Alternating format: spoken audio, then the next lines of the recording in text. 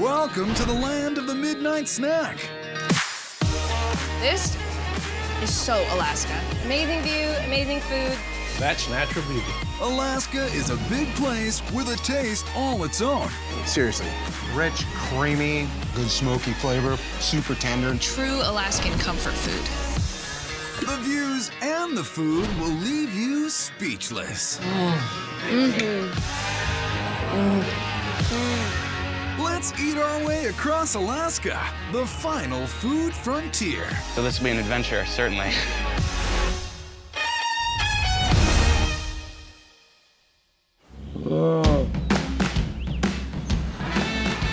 Follow a glacier-glazed trail down the Chugach Mountains, and you'll get greeted at Girdwood. They say that when it's freezing out, everyone's your friend, and the colder it gets, the warmer the welcome. For all that glitters in Girdwood, head to the Double Muskie Inn, where frontier friendliness comes with a whole lot of Louisiana lagniappe. It's the great taste of the South under the northern lights. It has a New Orleans vibe. Mardi Gras, Alaska, all rolled up in one. Just a lot of fun. Bob Pearson's a Southern boy who fell in love with Alaska when he moved there in the 60s and wanted to introduce Alaskans to good old Southern comfort food. We do serve authentic Cajun food, but we put an Alaskan spin on it. I didn't know if it would work, but it turned out it did. People up here love it. They like spicy food. Coming in here is like going to New Orleans without the trouble of going to Bourbon Street. Enjoy Fat Tuesday on the frontier with the French pepper steak. Chef Duke Kaufman attributes his lifelong love of cooking to his grandmother. She made cooking seem magical to me.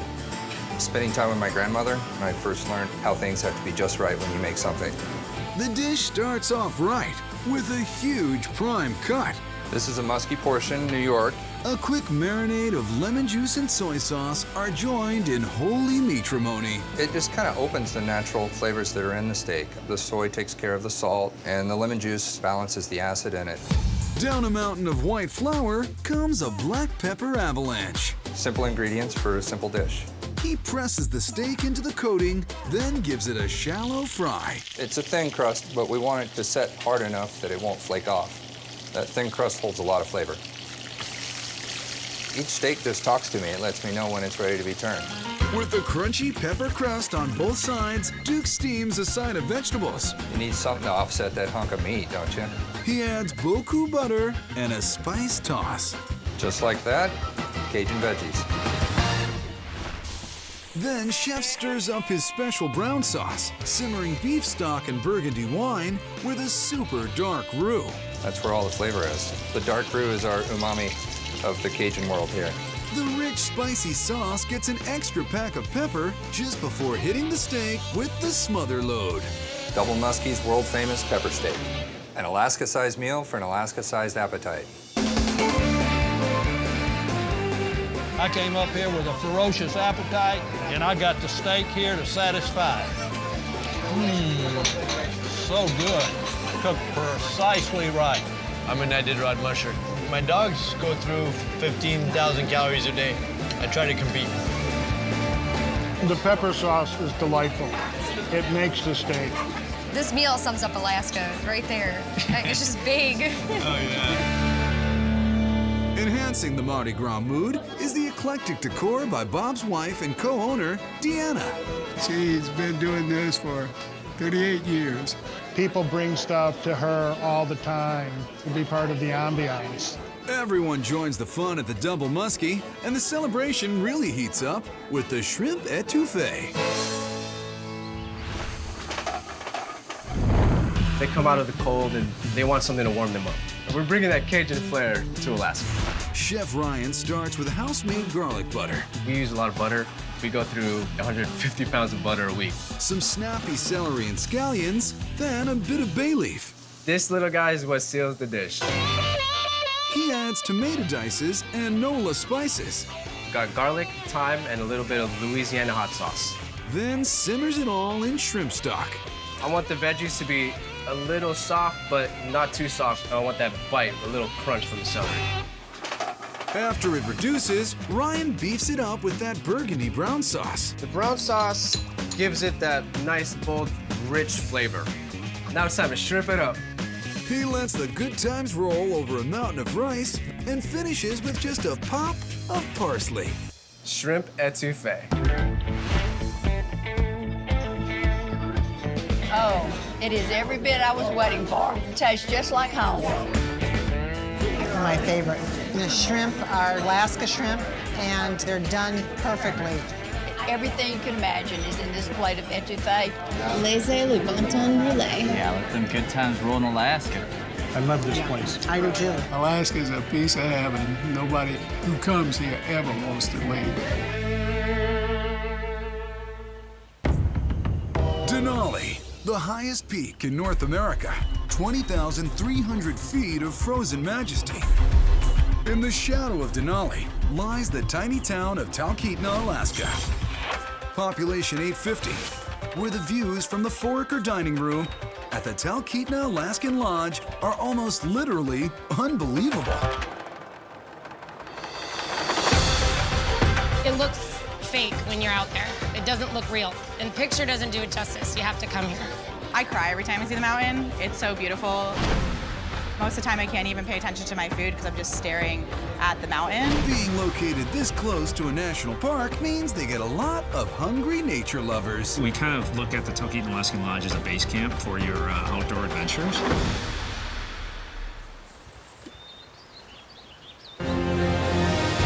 We're going to be spending the week fly fishing, pack rafting, hiking through the mountains. But if you just want a quiet place to come relax in the whole lodge atmosphere, we always have the crackling fireplace going. Curl up by the fire with your special someone and sink your claws into a true taste of the last frontier, Alaskan king crab legs. Coming out of his shell to tell us all about it is executive chef Wes Choi. I came here 4 years ago and I said it would be one season. Here I am back for my 5th year, and it's just an amazing place that gets hold of you. Talkeetna is such a beautiful town. For such a small town, they got some big crabs. Take a look at this. This is what we want. This is why. King crab is the king of Alaskan seafood. There's 4 species. We have the red, we have the blue, we have the gold, and we have the scarlet. The red is the most prized for the sweet flavor and its size. Simplicity is the name of the game with these babies. I don't want to alter the flavor. The meat is beautiful and it's sweet. Time to give these crab legs a little steam bath. Those lovely long legs are laid out on a soft bed of something you don't see every day. The rutabaga mash is a perfect side for our crab legs because of the sweetness and savory of the rutabaga brings out the sweetness of our crab. Locally grown potatoes and rutabaga chunks get boiled with whole thyme and garlic. Here in Alaska, root vegetables grow best because of the content of the soil and our short and growing environments. Once soft, they get hand mashed with butter and the Cream Brothers, heavy and sour. You can smell they're ready to go. They're perfect. The rutabaga mash is joined on the plate by a grilled corn piperade, a Spanish-style peppers and corn dish, and of course, those majestic crab legs. Hail to the king, Alaska red king crab. Oh, man, that's amazing. Oh, that's really good. Because the butter almost has like a smoky flavor to it. Oh, I'm in heaven. If you're coming to Alaska and not having king crab, you're doing it all wrong. I'm sorry, Maine, but Alaska's edging you out on this one. If you're looking for something a little more hearty to fill you up after a day in the woods, Wes suggests their braised short rib. Super lean, takes a long time to cook, but it's got the most flavor in my opinion. Wes boosts that flavor with his dry rub, which includes star anise, fennel, coriander, and a special spice. I split this beautiful red pepper from the Basque region of France, right along the border of Spain. It's got a beautiful red pepper fragrance with a fruity sweetness to it. Rubbed and ready, Wes heats up a braising liquid with the basics, chicken broth and mirepoix. I'm adding a little bit of my personality here with some Asian influence. We have lemongrass and pears. Pears add this beautiful, amazing sweetness. The short ribs are drowned in that flavor-packed broth, and they spend the next 3.5 hours in the oven. Oh, you smell that cooked pear, the carrots, the lemongrass, the garlic, The short rib, fork tender, beautiful. A little veal jus and rutabaga mash hit the plate. All these vegetables are perfect for it. Mushrooms bring out the umami, the snap peas and the carrots give it brightness and color. And now the star of the show, you see how the short rib's falling apart on us. It's beautifully cooked. The final touch is a zesty gremolata crumble on top. Oh, this is awesome. It's probably the best that I've ever had. Wow, that's really good. It's got just a little bit of spice to it. I didn't even have to use a knife to cut it. It just falls apart right on the fork. The best ever. It's very filling after a day of hiking and traveling. The fork or dining room in Talkeetna is the perfect spot for living large. They've got it all. Amazing view, amazing food, all amazing, wonderful.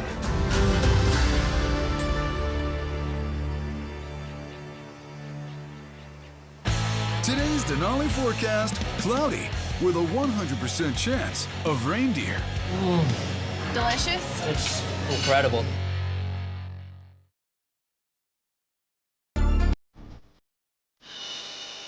The beauty and majesty of Denali calls to us again. The Cookin tribe named it after their word for tall. Hard to argue with that. Denali is its own little world in Alaska. It's built on helping other people, I think, experience what Alaska means. Near the base of this tall boy, at mile marker 229 to be exact, you'll find 229 Parks, the passion project of Detroit native Laura Cole. She's cooked in practically every corner of the world. I first started cooking in Kantishna, which is 90 miles into the heart of Denali National Park. And then I went over to Paris and did pastries for a while. So I went to Antarctica, and I was the cook at the South Pole Station. That's quite a resume. And may explain why people are known to drive more than 2 hours just to get a taste of Chef Laura's king crab ravioli. It co-stars the pinchy local spirit animal and Laura's handmade pasta. For me, pasta is a lost art, and to taste homemade pasta versus a store-bought pasta, it's like apples to oranges. It's two totally different things. She pursues pasta perfection on the daily, mixing Meyer lemon oil, flour, eggs, and water. It's rolled into sheets, cut into squares, parboiled, then waits backstage for its cue. But next, she focuses on the bright and bold carrot sauce. We're just gonna pour this right into a saute pan, and we're gonna wanna reduce it down to just about like 1 tablespoon. Into this pan here, and we're gonna put some leeks in there. We just want this so the leeks are a little aromatic. Laura seasons with cayenne and adds some crab, but not just any crab. This is king crab, man. Better than Maryland Blue any day. I added a little bit more butter so that the crab can absorb that and become nice and rich and buttery. And we're gonna get a little bit of fresh dill into the crab mixture. She drapes the pasta sheet over the crab to warm. The carrots have reduced to just the right syrupy consistency. Now we're just gonna take this off the heat and we're gonna start to whisk in butter. And that's it, the carrot sauce is done. Each sheet of pasta gets filled with the crab and leek mixture and folded into little envelopes of yum, and then drizzled with the carrot reduction.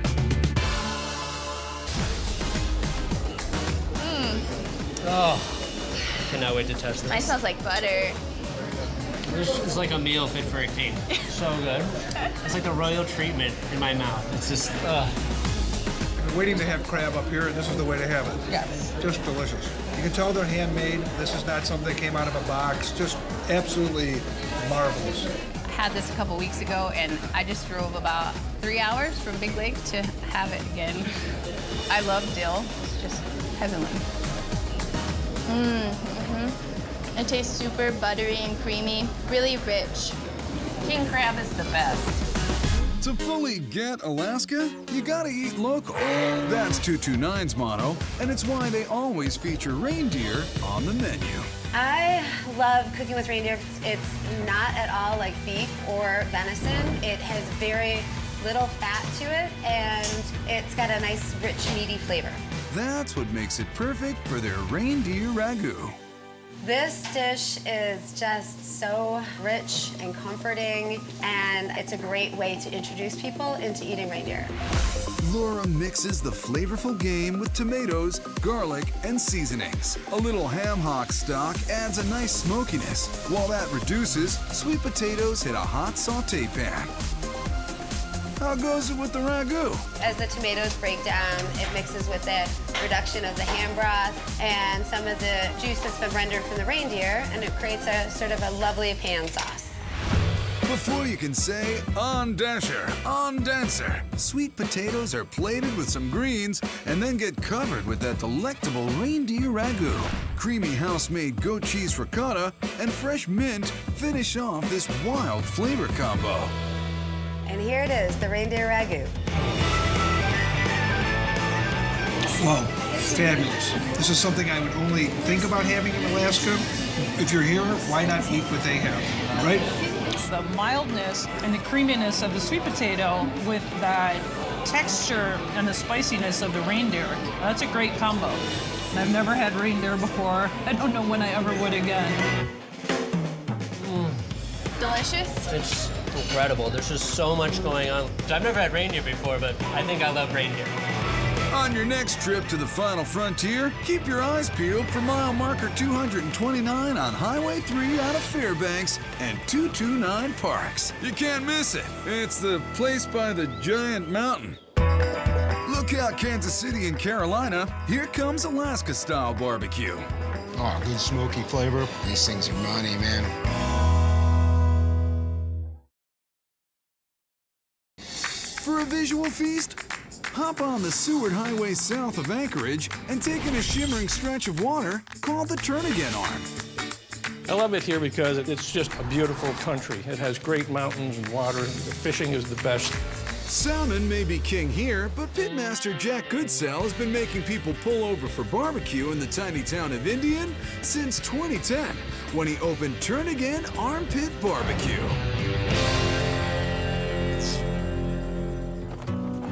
Alaska isn't really known for its barbecue. We're known for our salmon, but Turn-Again Armpit is putting barbecue on the map. Most folks are pretty happy. We've been voted best barbecue in Alaska for 6 years running. In 2009, Anchorage native Jack was a NICU nurse who caught the BBQ bug and headed down south to the lower 48. And he brought his new Q knowledge back home. Barbecue is a culture. It's not just about cooking a certain kind of food. There's a camaraderie amongst strangers when you're talking and eating barbecue. They're not strangers for long. That is really juicy. Yeah. When they share Jack's smoky pride and joy, baby back ribs. You know, the folks from Texas think we're a Texas barbecue. The folks from Carolina think we're a Carolina barbecue. So I'm pretty happy that they all want to own a piece of it. But only Jack holds the secret to Armpit's AAP, or almost all-purpose rub. Pretty typical Southern rub. There's nothing crazy out. It's not really spicy. It's not really sweet. He swirls around the usual suspects like paprika, dried mustard, and sugar. It's critical that you blend the ingredients well. You don't get a piece of pork that has a whole lot of mustard on it. It kind of throws the flavor off. The pork ribs receive the lightest dusting of rub. We just want you to be able to taste the rub. You don't want the rub to step on the meat. Good to go. Now we're ready for smoke.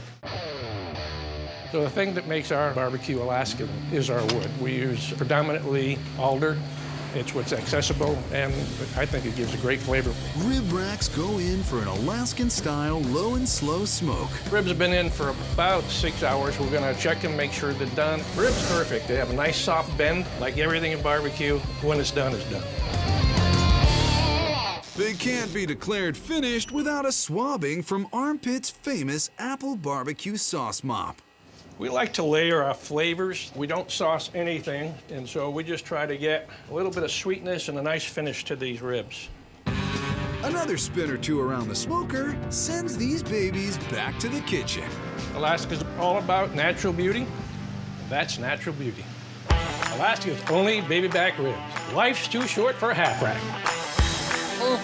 There's enough flavor here that I don't need any sauce to mock what it is. It is just juicy and tender. These things are money, man. Oh, good smoky flavor, super tender. You can eat this with a spoon, man. What makes them perfect, actually, is the degree of moisture. See that moisture? That's perfect. The Armpit brings more northern exposure to southern smoke with their boar-tide sandwich. This one's the best. It's named after the amazing boar tide that we have, which is a huge wave that comes through our inlet. This tidal wave of tender meat begins with a pork butt rub-down. I like to get a little bit everywhere. We put probably 3 times more per pound on the pork butt than we do on the ribs. Then Jack takes it back to the smoker, where he has time to enjoy the view while the pork gets infused. So after about 17 hours in the smoker, we've got this exactly where we want it. It's about falling apart. It's gonna be tender and beautiful. So I pull it apart a little bit with the fork just to get started. Jack stacks the shredded pork on a soft brioche bun, then ups the Alaska ante by adding local bacon and lots of it. Crisscross bacon is for sissies. We use a plank. He sides it with slaw and some sweet cornbread. The boar-tide sandwich. Most people come to Alaska to see the boar tide. I come to Alaska to eat the boar tide. It's like this amazingly perfect marriage of barbecue and bacon. It just like sings in your mouth. Cheers to the boar tide. One trip to Turnagain, and you'll be up to your armpits in great barbecue. Look out, lower 48. Alaska's coming for you.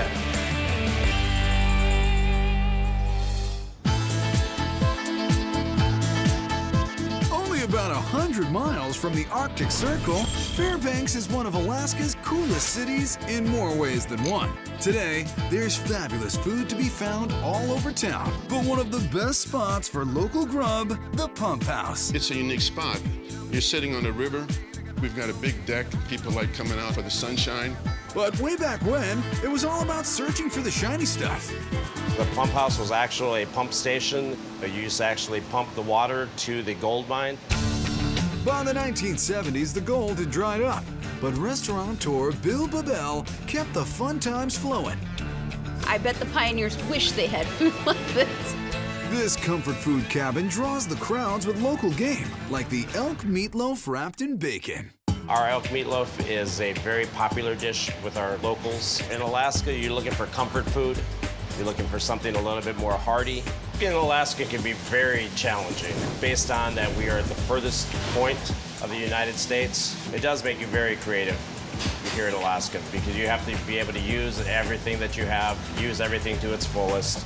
Chef Marco sautés shallots, garlic, and carrots. Then our onions and celery. It's an excellent way to keep warm in the winters. Very satisfying your soul. Like kids going back to school, all meatloaves need a good binder, which Marco's builds by softening sourdough bread in milk. Sourdough adds a lot to the flavor. It actually creates a little bit more of a heartiness to it. So all we want to do is get our bread moistened, get it to break down, and then we'll pull it off the flame. Now, on to the superstar ingredient, ground elk. It's very important to make sure that your meat is totally separated so that when you're mixing it, you don't have big chunks of spice. Now that that's ready, we're gonna mix some cranberry. The cranberry is very important. It's a very stable part of the elk's diet. Ketchup, because it makes you feel like your mother made the meatloaf. It's just like down home. Although similar to beef in taste, this mega-sized member of the deer family is super lean. So Marcos adds chopped bacon for little bits of fatty flavor. It gets cold here in Alaska. This is how we stay warm, a little extra hot sauce. Now it's time to get dirty and mix everything in. The meatloaf you'll know is mixed together when it completely binds up like a big giant burger. Make that a big giant bacon burger. Check out these supersized strips lining the pan. We line it with bacon in order to add a little bit more flavor for your palate. Hey, there you go, a blanket made of pork. Our lovely loaf snuggles right into that bacon blanket. Press it in here. No air bubbles in this meatloaf. While the meatloaf bakes, Chef Marcos sautés the sides. Broccolini and baby carrots fresh from the Pump House garden. Now it's time for my favorite part. This helps loosen any of the fat, separate the bacon, so that you'll be able to pull it out straight and clean. What a beautiful meatloaf. Marcos pumps up the plate with mashed potatoes, then drizzles the meat with demi-glaze. We got the call of the wild. The elk meatloaf answered. The meatloaf, true Alaskan comfort food. This is what I'm looking for when it's -40 and I want to feel good about sitting down to eat with my family. You gotta respect that they wrap the whole thing in bacon. And that provides a lot of that moisture. It's not like regular meatloaf. This elk tastes so much different than if you were like having a combination of like hamburger and pork together. It's nice and light. You can see all the fresh carrots that are in here. The bacon's really good. It's perfect. No need to mind for munchies. The Pump House has the greatest game in town. This is so Alaska. At this Anchorage brew pub, bold pizza flavor is coming at you like, what are those called again? Avalanche! Yes!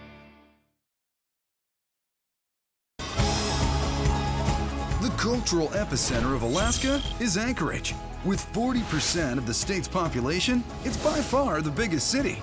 There's plenty to look at and plenty of ways to work up an appetite. Only thing to top off Alaska is having the best pizza, and it's like a match made in heaven. Folks prospecting for great pizza will strike Yukon gold at the Moose's Tooth Pub and Pizzeria. After playing and doing your adventures, you're hungry. We started as outdoor enthusiasts. We were both dirtbag climbers when we started, and we wanted a fun place to hang out after playing. We still consider that the spirit of the place. And pizza connoisseurs know when it comes to good pie, it's all about the water. New York says that they have the best water for making pizza, but our water is glacier fed. That's cold. Shots fired, New York. And this place backs it up. Come for the scenery, stay for the pizza. For an après adventure slice with a barbecue twist, ride the Avalanche. Barbecue sauce, it surprisingly is very good on pizza. As soon as you taste it, it's absolutely delicious. Our pizza artist kicks off the show with a twirling flourish. Hey, not bad. Very, very rarely do that spinny thing for show. Then some delicate brushwork with a canola olive oil blend. Locks in the moisture. The crust doesn't get too crispy if you put the oil on it. The main flavor driver here is the robust and tangy house-made barbecue sauce, a tantalizing blend of... That one's a trade secret, and if I told you, I'd have to feed it to the bears. Pretty grisly. Then a blizzard of cheese. It's a smooth mozzarella provolone blend. We want to get a nice thin layer on it. You don't want to put too much cheese on it, because again, you'll lose some of the flavor of the other ingredients because the cheese is quite strong. Some fresh sliced red onions all the way out to the edge to make sure you're getting ingredients in every bite. Honestly, it's just not the same without pepperoni. Add a big kick with some of our house-made blackened chicken. It's juicy, and it blends really well with a lot of other ingredients. It doesn't overpower them, but it definitely adds that spice. Pepperoni, blackened chicken, and the treasure of porky pleasure. Bacon adds salt, a fat, and a texture to a pizza that's definitely unique. And we're gonna finish it off with cheddar cheese, and that's really gonna hold everything together. And now it's time to put it in the oven.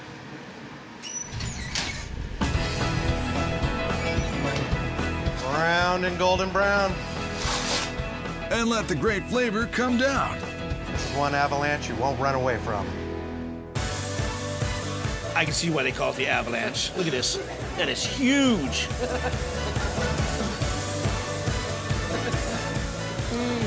Well, everything's bigger in Alaska. Everything. And with the barbecue sauce, it adds a nice touch. A little bit of tang, and it kind of pairs off nicely with the salty pepperoni on there and the bacon. One of the best things I like about their pizzas is you can actually taste their ingredients. Avalanche! For pizza with the epic grandeur of the 49th state, mush your doggies to Moose's Tooth Pub and Pizzeria. That was a really good bite. An Alaska-sized breakfast that surpasses the ultimate standard. That's as good as Grandma's.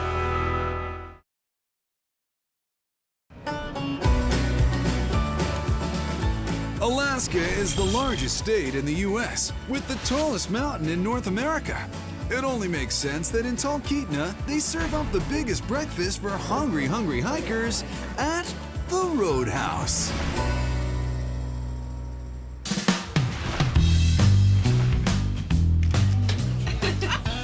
It's like bigger than the plate. It's falling off the plate, actually. It can't even stay on the plate. It's like you're in somebody's house and they invited everyone in the neighborhood, but you just happen to be from all over the world.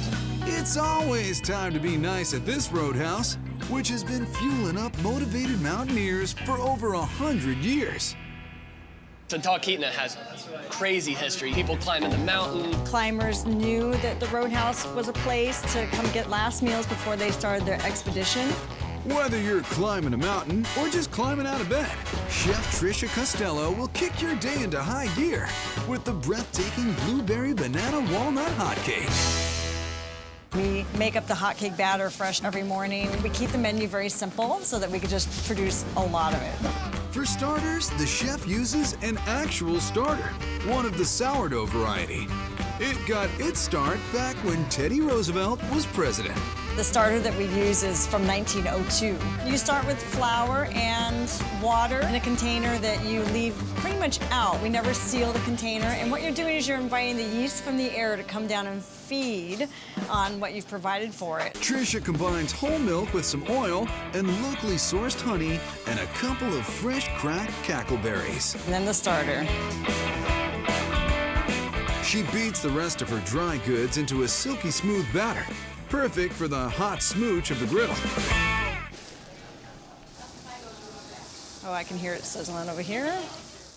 As the bananas and blueberries get layered on, along with a dusting of crushed walnuts, Trish shares a little sprinkling hack she has up her sleeve. Literally.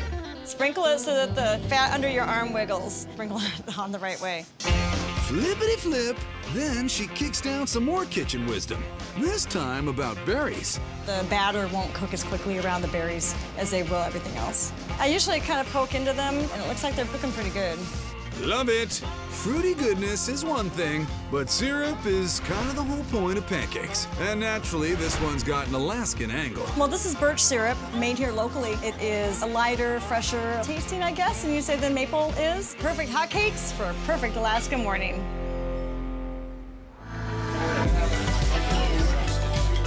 I mean, wow. Can it be as good as my grandma's?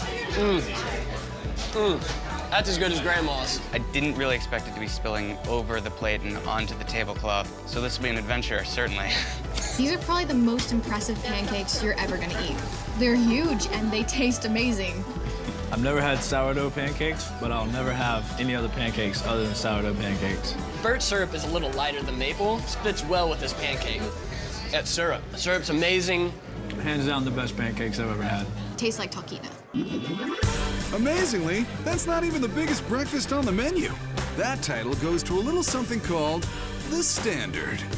I'm really hungry, so I think I can do it. Because that's kind of what Roadhouse cooking really is all about, is just the simple, basic home comfort foods.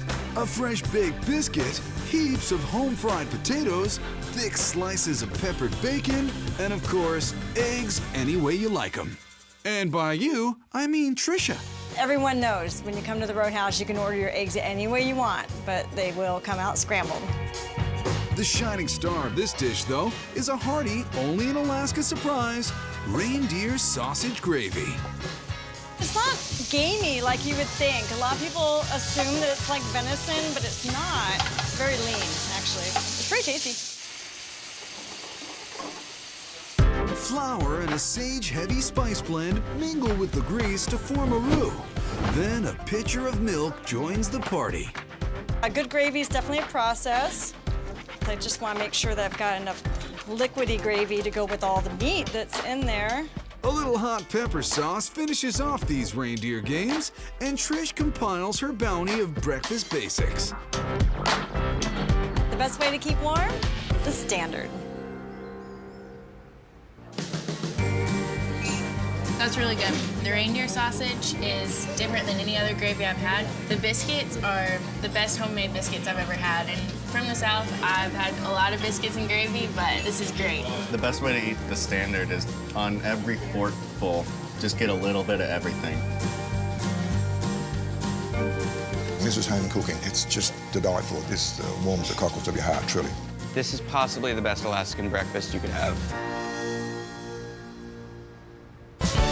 Being right never tasted so good.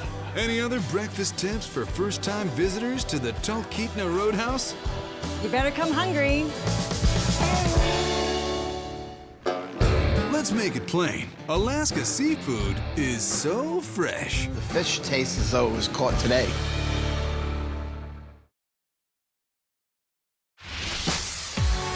They say all roads lead to Rome, but no roads lead to Juneau, Alaska's beautiful capital city. Whether you float or fly to this former gold mining town, we'll save you a seat at this scenic spot on the Gastineau Channel, the hangar on the wharf. The entire restaurant is part of the original hangar, and it's a favorite watering hole for locals. We're located real close to most of the cruise ships and visitors that come in, so we're pretty popular with those guys too. Alaska! One dish making the best use of the bounty these waters have to offer is the wasabi salmon burger. Chef Ron Burns knows the lore and the allure of Juneau firsthand. I'm from Seattle, Washington, or I was only gonna stay a year, ended up staying 25 years. To make great salmon, you gotta think like a salmon. This fish came from the Taku Inlet, which you can see down the channel, sitting in our restaurant, 24 hours out of the water. But since you can't fit a whole coho between two buns, it's knives out. So this is just the collar I'm cutting off here. Breaking down a big fish in the kitchen is a skill, no, an art, that you don't learn overnight. You can tell this is fresh salmon because it's really sticky on the knife. Ron removes the fish's smaller pin bones with a pair of pliers.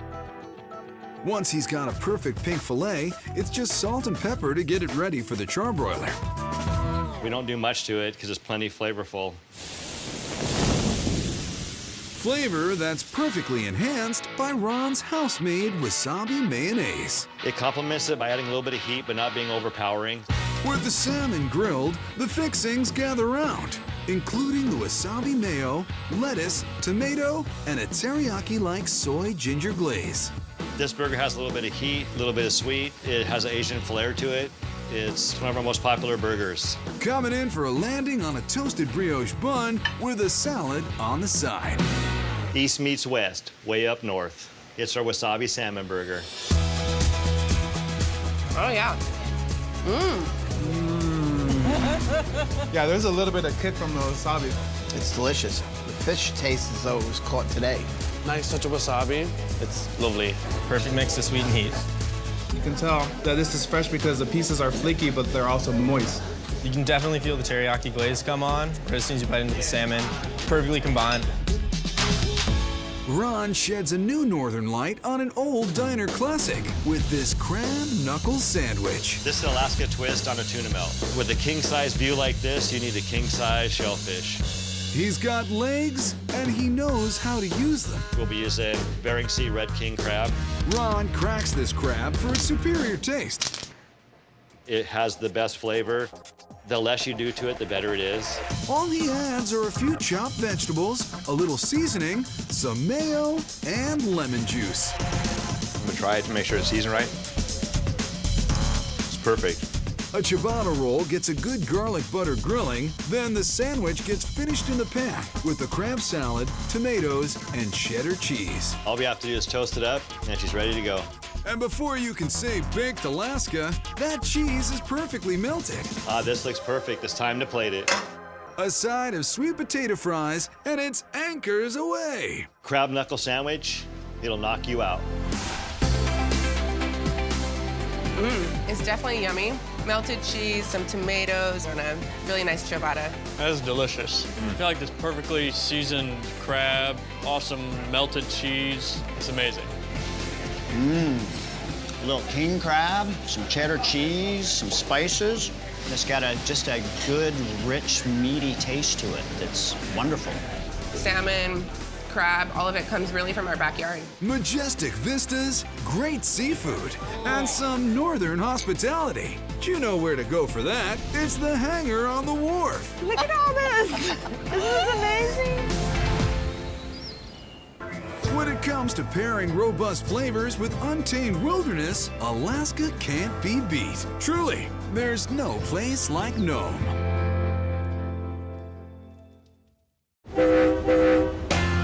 These days, down-home cuisine is hotter than a firecracker with a curling iron.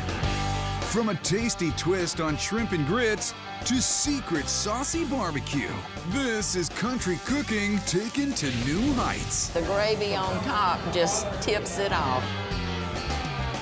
The familiar flavors surround you like one of Grandma's hugs. We like to step it up as if Grandma went to culinary school. Oh, wow. Are you kidding me? It is amazing. Boom! So come and get it. Let's go. That's really good. Or let Food Paradise bring it to you. Get ready for some country cooking.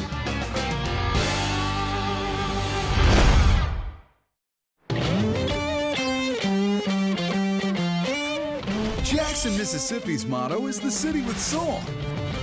And thanks to the home-cooked victuals at Bully's Restaurant, they're definitely the city with soul food.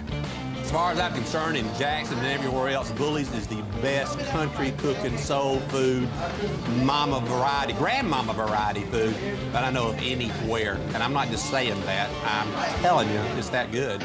This modest brick building is run by the nicest bullies you'll ever meet, Tyrone and Greta Brown Bully. And they have one goal for diners. They get sassified, not satisfied, but sassified. This is what we shoot for every day we get in the kitchen. To make people happy.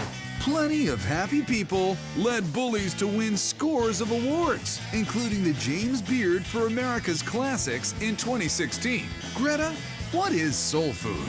It's what we grew up in the South, like peas, pig feet, ham hocks, neck bones, pork chops, ribs, baked chicken. It's just country-style cooking. And we actually season from the soul. This dynamic duo is sharing a 1-2 punch of Mississippi soul with us. Their legendary ribs with sausage, red beans, and rice. Mr. Bully gives the rack of pork ribs the what for and removes the membrane. It stops the smoke from really penetrating the meat the way it should, and plus, you want to get the fat off so that the seasoning can penetrate. The rub is, of course, a professional secret, but he gives us a little lowdown before the rubdown. First thing we have is our seasoning salt. Second one is our spicy spice. Got a little lemon pepper and a few other herbs in it that helps bring out the taste of the pork rib. The last one is the last one, and it's the best one. He gives that secret stash a swirl and showers his rib rack. What we want to do now is sprinkle it on there and rub it in real well. It penetrates the meat, the bone, the whole rib. This is how we do it. That's how you get the love into it. Tyrone brings those out back to his homemade smoker and gives us the goods on his woods. Got a little hickory, you got a little cherry, and charcoal in there. It brings it a sweet, smoked taste to it. Yeah, it really does. Those have some serious smoking to do. This is how we put the soul in our ribs every day. While his wife Greta gets some red beans going in a pot with peppers, onions, and celery. Is this how most Southern folks make this? I don't look at other people's recipes. I have no idea what they put in theirs. Touché.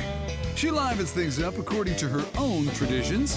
History is we put a little dab of this and just a taste of that. And I actually do that. I really don't measure. I just kind of do a dab of this and a sprinkle of that. Greta slices up some mild pork sausage and tosses it into that Southern cooking vessel of choice, a cast iron skillet. Oh, man, don't you love the sizzle? When you hear the sizzle, it makes you think that you're doing something even if you're not, okay? I can never put too many onions in nothing that I cook. I love the onions. After cooking down with some peppers, those meaty chunks join the red beans. Meanwhile, Tyrone pulls the ribs off the smoker and does a little QC. Perfect. It's in there as a mother's love. Greta throws some of those prize winners on a plate with a generous helping of their house-made barbecue sauce and a sizable side of rice and beans. The sausage, red beans, and rice is perfect to go with our tender ribs. This is country cooking with soul. We are not going to use the fork with ribs. There you go. I'm a truck driver. I eat different places all the time. Hands down, Mr. Bully got the most tender ribs I've ever eaten. The sauce is a little sweet, but it's got enough of a little background kick to make it interesting. For tomato-based sauce, I don't think it gets any better than that. How about Mrs. Bully's contribution? Are you kidding me? Red beans and rice? That is amazing. If y'all want me to stop, y'all better say something. The country cooked soul food at Bully's restaurant in Jackson leaves nothing to be desired. I have seen the face of God.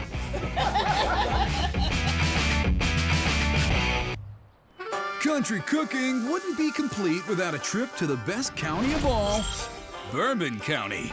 OBC Kitchen stands for Old Bourbon County Kitchen.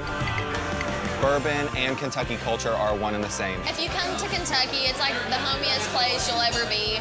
Bourbon, hominess, and an elevated take on down-home cooking?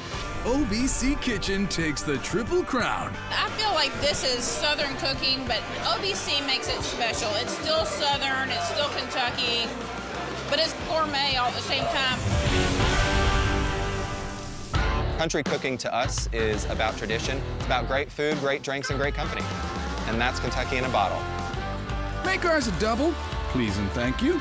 We like to think of going back to Grandma's kitchen, so where we have the same things in her kitchen, but we like to step it up as if Grandma went to culinary school. Nana might not recognize OBC's inventive approach to pork tenderloin.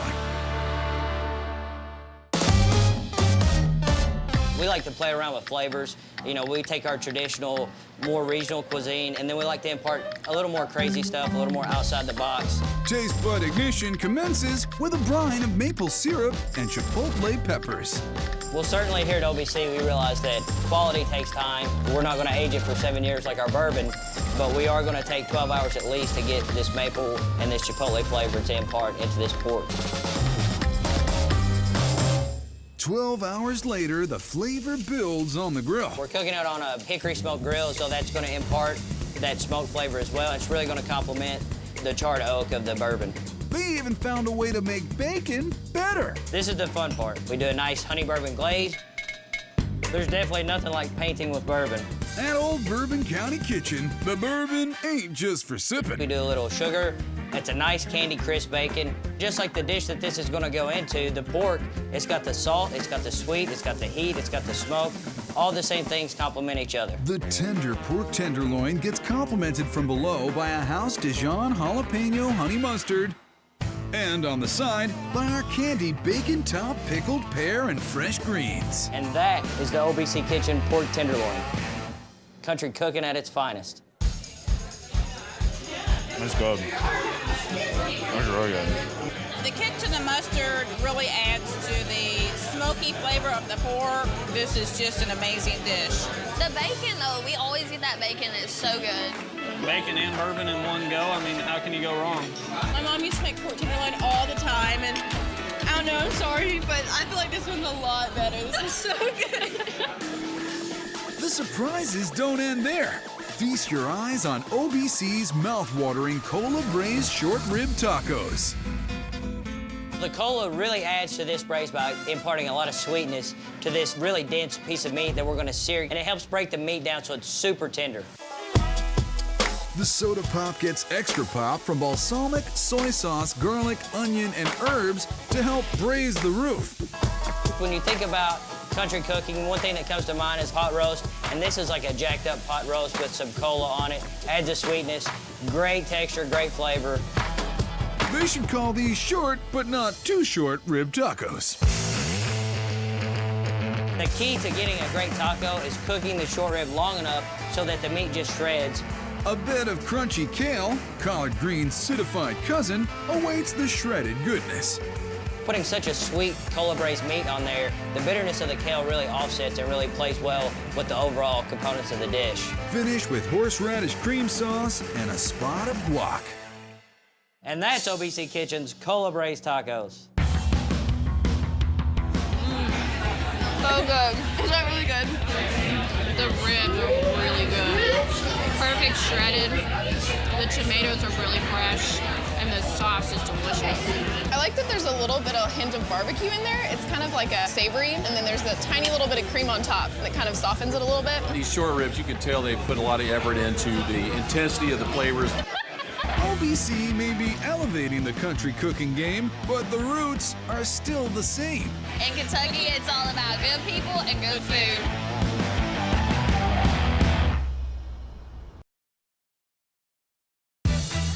When the rooster crows down in Asheville, North Carolina, that's the signal for comfort food seekers in America's happiest city to head to Early Girl Eatery.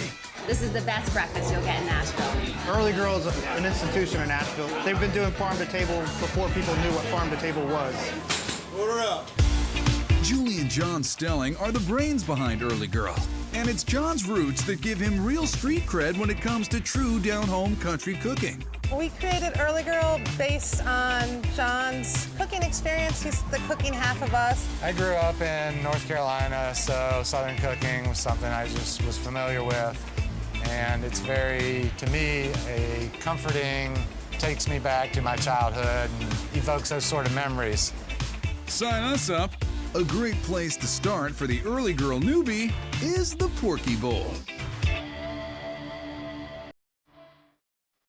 It features something normally not associated with breakfast, pulled pork. We're in the South, you can eat barbecue any time of the day. Good point. The pork butt gets seasoned with salt, pepper, and tangy vinegar-based Carolina barbecue sauce. Now we're gonna throw this in the oven. Let this bad boy cook for 7 to 8 hours. 480 minutes later. Look at that. That looks delicious. You can see how tender this guy is. And it should just fall off the bone, as you can see. And this is extremely hot, but absolutely delicious. So good. Equally as good, the smoky bacon gravy. That starts with red onion, garlic, and bacon bits. Getting all blended together and then put into a delicious skillet of yum. There's nothing that's not delicious about bacon, onions, and garlic. A little bacon fat gets cozy with flour, cream, and milk, and all that gets cooked down for about 10 minutes. As the cream and milk mix with the flour and bacon fat, it will really intensify the flavor to bring out the absolute deliciousness of this. While that thickens up, you say potato, I say potato, and Mike says home fries. This is classic Southern cooking. These potatoes are gonna go on here with a bunch of butter. There's really no such thing as too much butter when it comes to Southern cooking, in my opinion. A smattering of seasoning along with onions and peppers sync up the buttery spuds on the flat top. You want there to be some nice color on them so that they're somewhat crispy. They smell absolutely delicious. Let's bring this porkalicious plate home. The potatoes are the base, topped with cheese, the braised pork, scrambled eggs. And the last step is gonna be some of this delicious smoky bacon gravy. Pour that on the top, like so. Go whole hog with a porky breakfast bowl.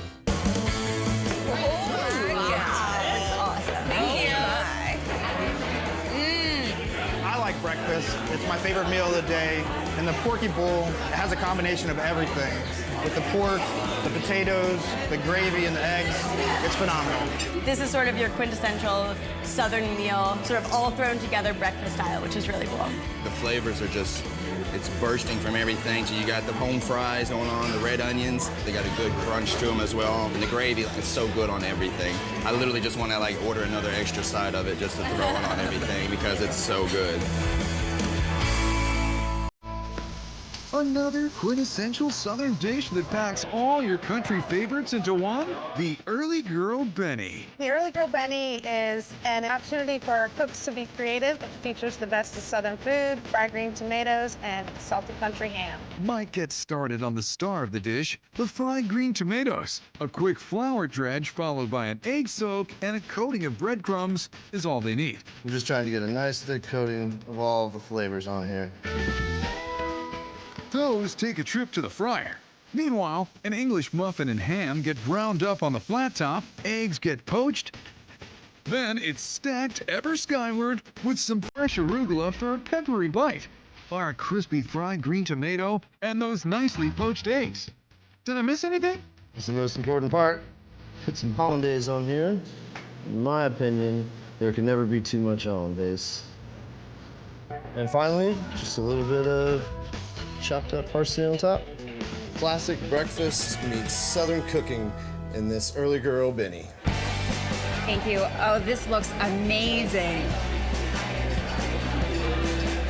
Insane. This is like the best egg I've ever had. Crazy good. It's salty from the Canadian bacon and the fried tomato. The egg is creamy and really good, and the sauce just like cherry on top.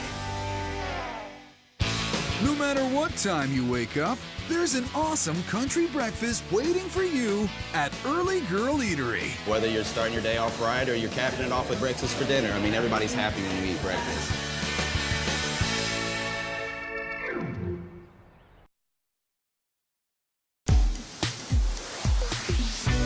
Geographically, Indianapolis, Indiana may be in the north, but that doesn't mean they don't enjoy some good old Southern soul food. What I'm tasting is love. Country cooking, it's just like food for my soul. The place to taste that Southern love is Country Kitchen Soul Food Place. Country Kitchen has a tremendous following. So the more guests, the bigger the pots, the more their ingredients, and the more love. This is the place to be to recapture that taste that you get in the South. When you come this far north, you don't expect it on this level. It's like a down-home potluck with everybody's favorite dishes. Cynthia brought her homemade meatloaf. My meatloaf is the best meatloaf because it was my mom's recipe. Mom knows best, and her meatloaf starts with the best meat. We use ground chuck. It's leaner, has more flavor, and it's just more robust. And there's a lot of it. We probably need a dozen eggs. 15 eggs to 30 pounds of ground chuck. Next up, ketchup. It's a meatloaf classic. Yes, it is. I'm telling you, it reminds me of my mom. Cynthia brings on the flavor with peppers, onions, and seasonings. Now to firm up. This is crackle meal. We have to counterbalance the eggs with a dry binder. Then she gently blends. Country cooking really means family cooking to me. We would sit around the table and laugh and talk and make fabulous meals for the family. To take this to a loafable level while keeping it meaty moist, 10 spins is the magic number. Then she takes it, shapes it, and bakes it. Top it off with our special meatloaf sauce. That sauce is the boss, and it's coming up next. Ketchup gets gussied up with sugar and tangy things. Then Cynthia spreads that sauce over the hot loaves of love. Pair it with some candied yams, cut fresh daily and made with a lot of Country Kitchen love. Country Kitchen meatloaf, come on, get it. I am looking at some beautiful meatloaf that look like it came straight from the back alley in heaven. They probably shipped this in. No, I'm just playing. Country Kitchen's meatloaf compared to my meatloaf, I would love to know how they keep it together. This meatloaf touches my soul. Oh, I seen her get a little sweeter just now. I'm tasting onion. I'm tasting bell pepper. I call this a secret sauce because you don't know what's in it, but it is amazing. The consistency of the sauce is just off the charts. It's just hard to put into words what this sauce does to your palate. It has a tang to it, it's tangy. Country Kitchen got the best meatloaf on the planet. I believe it's sinful. If this is sin, Lord forgive us. For country cooking that's both sinful and divine, give thanks to Country Kitchen Soul Food Place. I had good church, I had some good food, now I feel good on my way home. Country cooking headed west in the 1800s, settling in the coastal town of Santa Maria, where Cali cowboys barbecued meats over open pits and high flames, a tradition kept alive at Rancho Nipomo. Get ready for some country cooking. Santa Maria barbecue is something I've grown up with. The amount of time that it takes to cook it and the amount of smoke infusion, I love it. We have family and friends that come from all over the place, and when they have the Santa Maria style barbecue here, they are amazed at the taste. The distinct Santa Maria style of barbecue usually involves a cut of beef called the tri-tip, coaxed to smoky perfection by father-son chefs Richard Cowell and Richard Cowell. About 1960, the local market here in Santa Maria developed their own cut called the tri-tip. And my father, he says, hey, look at here, it's a deal at 99 cents a pound. What makes tri-tip real good is that it's a nice thick piece of meat, so you can kind of char the outside a little bit and keep the inside still moist and red. Tri-tip is now the star of Rancho Nipomo's feature attraction, Santa Maria Fries.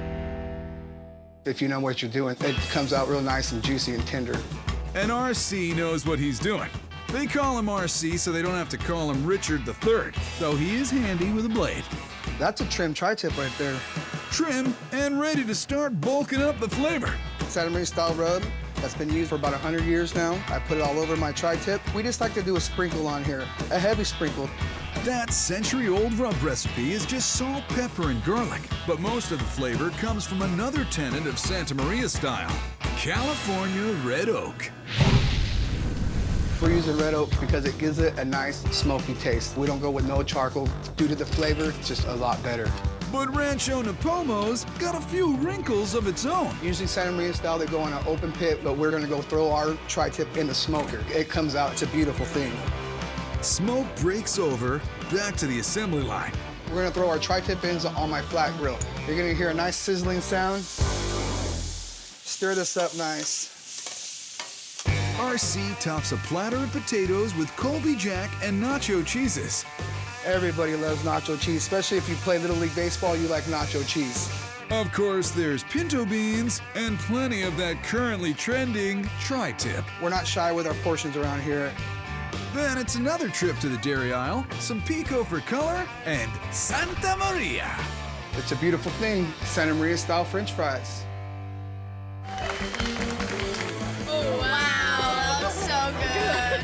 They're amazing. Have the beans, steak, all the toppings on there. The cheese just really sets it off.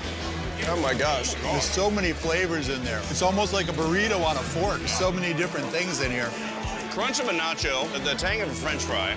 I love the beans, I love the meat. You got love, fun, smoky. This is perfect. I've never had this before, but I'm gonna have it again. I'm gonna tell you right now. As satisfying as those spuds are, barbecue purists insist the Santa Maria style must be tasted in its truest form, the tri-tip sandwich. Half pound of tri-tip is gonna go on my charbroiler. Since it's already been smoked, we're just gonna get some markings on here. You might say smoking makes all the difference in this tri-tip, but everything's different in this part of the country. Santa Maria, people don't put barbecue sauce on their tri-tip. They like to have it with our salsa. RC builds that salsa with fresh stewed tomatoes and a surprising ingredient from the East, the Far East. They're called chili japonés, which is Japanese chili. This stuff, a little goes a long ways. It's very hot. I don't know why they call them chilies when they're so hot. Then it's the usual salsa suspects, onions, cilantro, and a kiss of salt. That's the bomb right there. That's good stuff. The perfectly charred tri-tip jumps on a toasty, garlicky Tolera roll, and it's all over. But the eating... This is red oak, country cooking at its finest. Really good, smoky, very moist, tender. You can see how huge these sandwiches are. All you got really here is a tri-tip and a bun. That's all you need. Most tri-tip is dry to me. This is just nice and moist, very good. They got a taste of their own, this place. Well, it's kind of a perfect combination of the red oak, smoke, cooking a long time, and of course salsa. You can't have Santa Maria barbecue without salsa. A little green salsa, a little red salsa. You're living dangerous. Here in Santa Maria, salsa and smoke are the capital flavors of country cooking. And at Rancho Nipomo, they've mastered those flavors so well, you may find a hungry customer willing to commit a capital crime.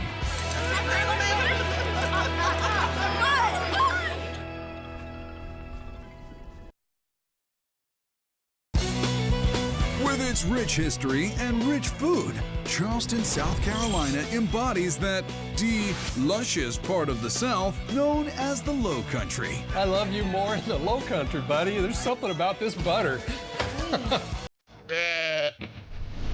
For vast acres of Low Country flavors, get a taste of Middleton Place, featuring America's oldest formerly landscaped gardens. Middleton Place has been doing farm to table since the 1700s. Today it's a historic site with thousands of visitors coming here to learn about history, gardening, heritage breed animals, and really good food. That Low Country cuisine meets high-class dining in the Middleton Place restaurant. It's just a different way to experience Low Country food. The ingredients are from Middleton's farm here, so it just makes it that much even more special and unique. Here, anything grows. And the Low Country rivers are full of life. Put it all together, and you've got catfish stew.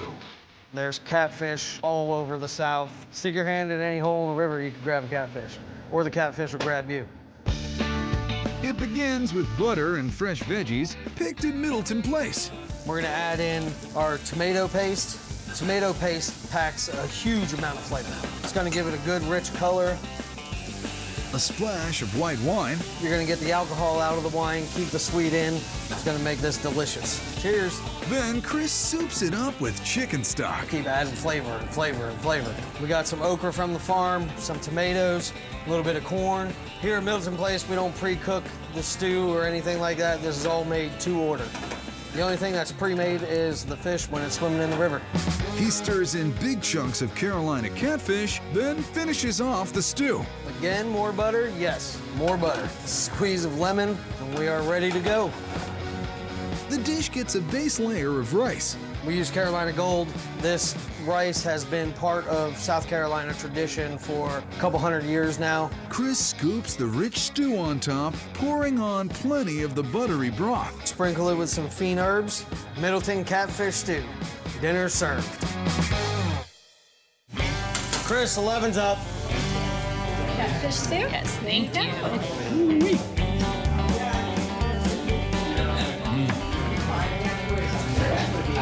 It's amazing. The flavors are so rich. The catfish is flaky but moist. There's a lot of snap to the fresh vegetables. It tastes really great with the herbs on top. There's a lot of savory flavor to it. It's almost like gravy. So it's like eating, pan gravy that you have at Thanksgiving, but over top of rice. It's amazing. Low Country rice just tastes really great with the catfish. This is Low Country dining at its finest. If this is Low Country, I don't want to go high. And for a true country classic done Low Country style, Middleton makes a mighty fine shrimp and grits. Pretty much anywhere you go in the South does shrimp and grits. The thing that makes us different is this is all from here on Middleton Place. Chris butters up the sauté pan for some of their farm-fresh onions and bell peppers. Just gives it good flavor. It's easy to grow down here. If you put peppers in the ground, they're coming. Gotta add garlic. Garlic smells awesome. The garlic and the peppers and the onions coming together. Now we're gonna add in our ham. Ham? I thought we were making shrimp and grits. Tasso ham, which is a smoked-cured pork shoulder. If you're in the Low Country and you order shrimp and grits, you're getting Tasso gravy. He gives that tasso a good toss, thickens with flour, adds shrimp stock, and the rest is all gravy. I love cooking. It's fun. Cooking brings everybody around the table. While that simmers down, Chris gives the shrimp a quick sizzle. A little bit of olive oil, and a good amount of local shrimp.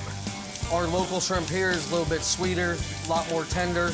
That's why I like these. I'm gonna add in some white wine. He scoops his cream-kissed grits into cast iron, then that tasty tasso gravy and local Low Country shrimp. Bean herbs on top, lemon wedge on the side, and we're ready to go. Middleton Place shrimp and grits, Low Country at its finest.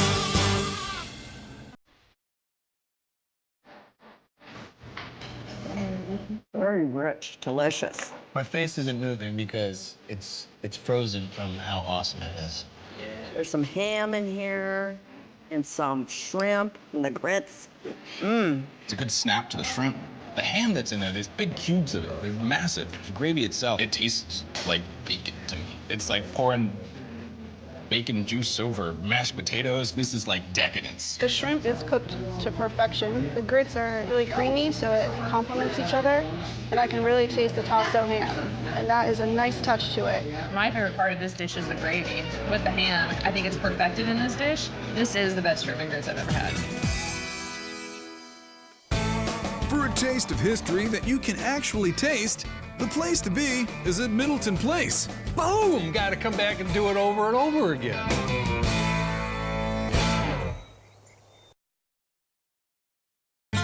Tucked away in the cozy nook of Juliet, Georgia, there's a place that will take your taste buds on a trip to a simpler, tastier time. Country cooking has so many flavors to it. Tastes like Grandma's cooking, actually. And it's going to be made with love. Elizabeth Bryant wants people to experience the real in that down-home feel. It's just down to earth and just like it was in the 20s. They know that they can come here and get that. Our atmosphere is pretty laid back. You'll hear the train coming by very often. Elizabeth Bryant is the proud chef and owner at this tribute to country cooking. Welcome to the Whistle Stop! If that name rings a bell, it's probably because the hit movie Fried Green Tomatoes was shot here. Though the real Whistle Stop is more about gravy than glamour. It's extremely laid back, very simple, about as southern as it gets. Elizabeth stops in her tracks to make the dish that put her on the map, the fried green tomato sandwich. And when you're making fried green tomatoes at the Whistle Stop Cafe, they better be good. Peekaboo! I see you! People from all over the world come in, they say we have the best, everybody tries our tomatoes. Besides the color, what's the difference between a red and a green tomato? Green tomatoes are firm, they have a tartness to them. It's like a class at the College of Tomato Knowledge. The tomatoes are twice dipped for extra crispiness.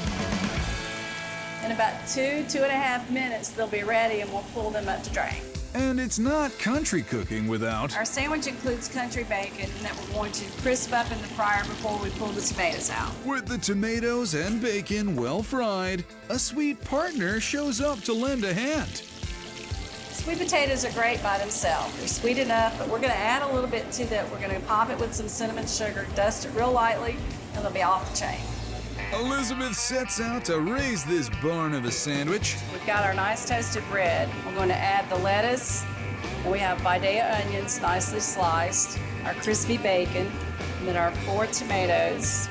Swiss cheese puts it over the top before one final touch. We're going to add the sweet potato sticks to it. That's about as good as it gets right there for a sandwich. A Hollywood-inspired Southern sandwich. It is amazing. The cheese blended with the tomato, the bread, just a little spice with the bacon. That is by far the best BLT I've ever had because it's got fried green tomatoes on it. The fried green tomatoes here are just like my grandmother used to make. You can't beat them. That tomato is just real creamy when you bite into it, but you get the crisp bite of the bacon, and the rye bread just sets all of it off. I like the way the fried tomato complements the bacon. We talk with food in our mouth in the South. I won't bite of that. Okay, here. One of the best BLT you ever had in your whole life. That is amazing. It really is. At the back of the shack, Elizabeth makes a meal big enough to feed the whole dining car, the country fried steak. This is an all-beef patty. We've battered it twice. Again, doubly dipped means doubly delicious. The water brings moisture to the top of the patty and is going to allow the batter to stick better to it. And that steak can't wait to get fried. Okay, so we're done after 7.5 minutes. She's ready. Okay, we're going to stand it vertically in order to drain the remaining grease out of it to get the real country fried steak. As for the country gravy, Elizabeth's simpler is better approach requires just seasoned flour and cold water. And it's going to make a paste. And it's okay if you get messy. Messy cooks are better cooks. That mixture gets added to a pot of hot water. Easy, easy, easy. The worst cook in the world can make this. Another country classic gets its moment in the sun. Our cornbread's very simple. We're using self-rising cornmeal. We're gonna add our eggs to the buttermilk. A little bacon fat for flavor, and Elizabeth whisks us away to the cornfield. We have a nice, good, thick batter, okay? That bakes up all nice and country-like in a cast iron skillet. The cornbread's pulled out, and here comes some sidecars. Purple whole peas or collard greens is a staple for every Southern dish. Now for that smooth country comfort. Nothing says country like country fried steak and cornbread. Oh man, the gravy on top just tips it off. Ooh, that's probably the best country fried steak I've ever had in my life. Even though they're peas, they have their own little creaminess, and just take your cornbread, dip it in there. It really just melts into your mouth. This is just out of this world. All you food Romeos best come to Juliet and meet the love of your stomach's life at the Whistle Stop Cafe. Can't beat country cooking, can you?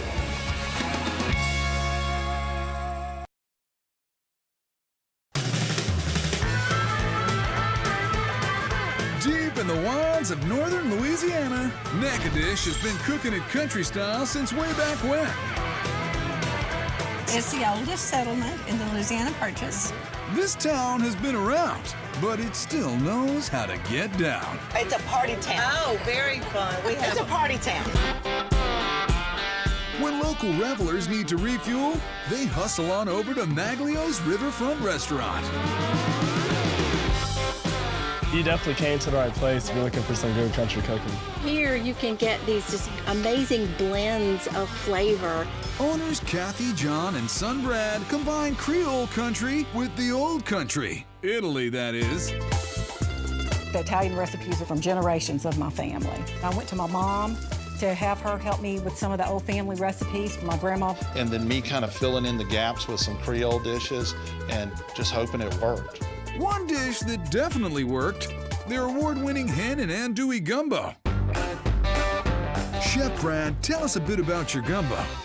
It's a very welcoming gumbo. I keep it simple. That's the trick. Like all good campaigns, it starts with a chicken in every pot. There's more of the chicken flavor in the hens. Meanwhile, let's get the roux started.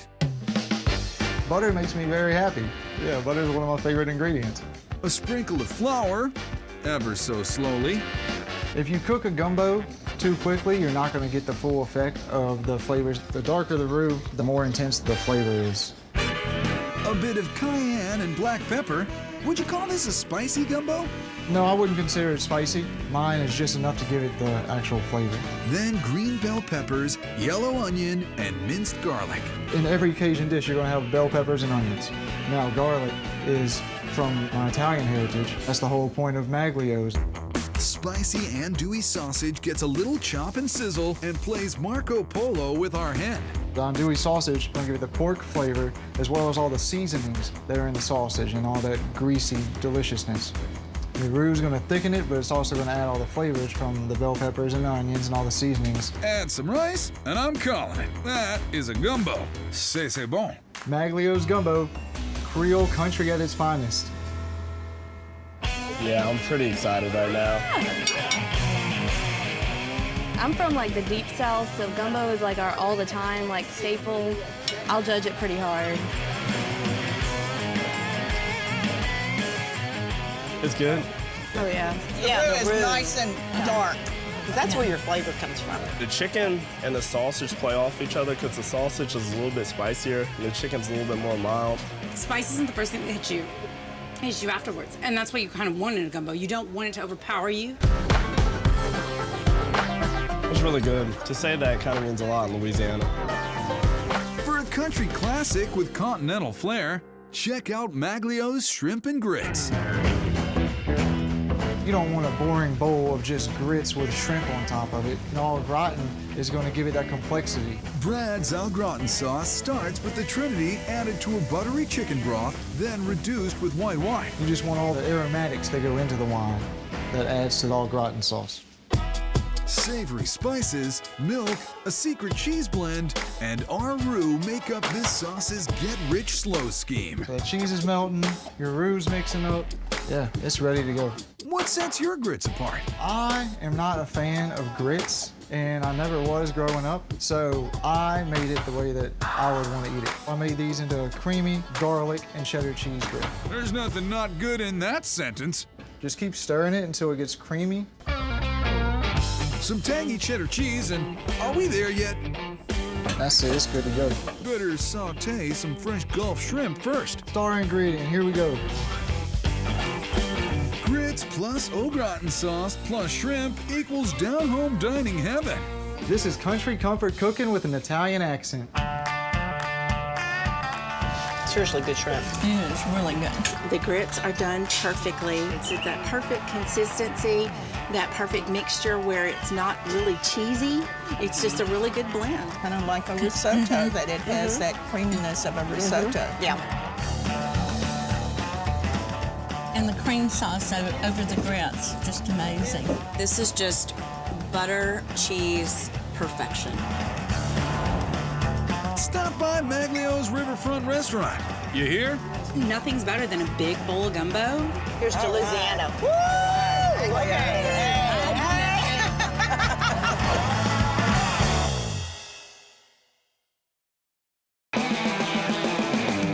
You don't have to dive into all these big, bold, buttery dishes for yourself. Do it for love of country.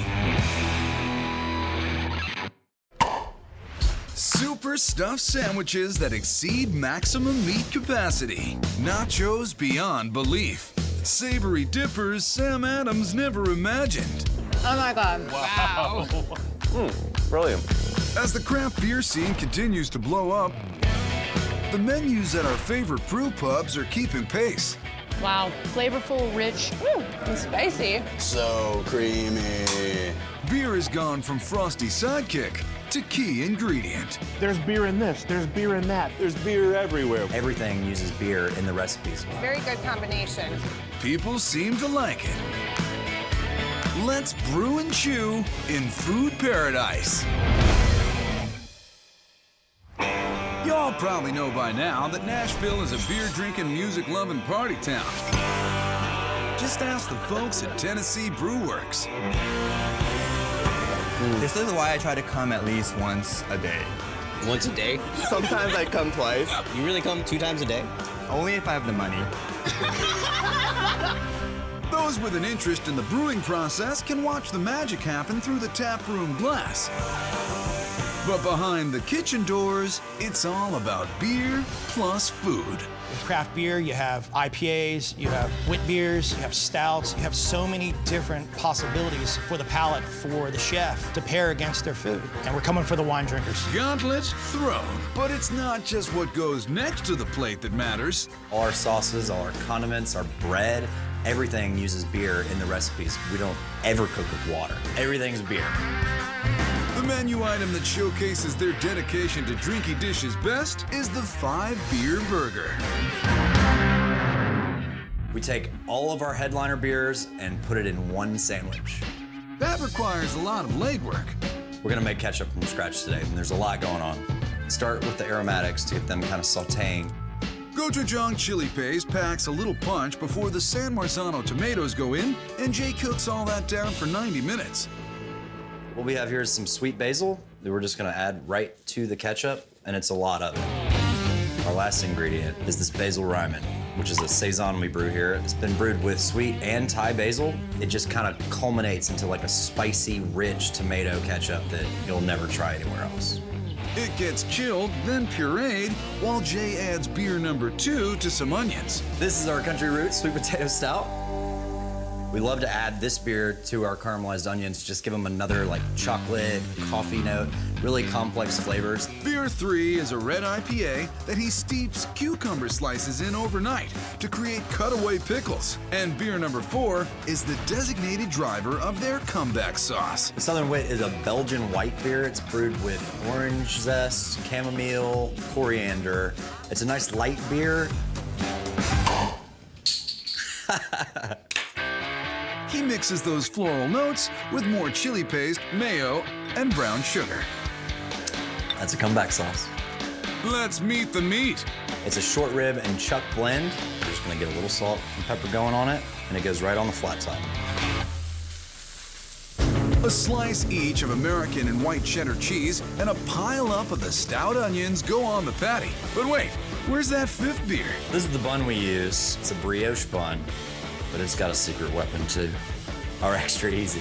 It's an English pale ale. It's got a nice malty profile, some brown sugar notes, and it goes great in the bread. The beery bun gets buttered and toasted with a pinch of salt on top and a kiss from the grill. Comeback sauce, beer pickles, the patty, then basil ketchup stack this burger for success. Our 5-beer burger, one shy of a 6-pack, won't get you drunk? Probably. Oh my God, that's really good. What did the onions taste like? Fantastic. I think they were like dipped in a stout or something. I love this burger. There's like a creamy sauce, and then there's like a tart ketchup, which the ketchup has its own flavor, something like fresh from the garden. It's so good. I think it's super cool how they have beer in every single aspect of this. I love it. I can't tell whether I'm drinking from the glass or from the burger. This is hands down my favorite burger anywhere. If you'd prefer to leave more room for beer, and who wouldn't, a great happy hour bite at the Brew Works is their chicken wings. We're just gonna rely on beautiful produce to make this sauce sing. It's very simple. All we're gonna do is add some more beer. Then we're just gonna let that cook down our fresh peaches. He boosts the natural sweetness with brown sugar. And then we're gonna hit it with some spicy chili paste just to give our wings a little zip.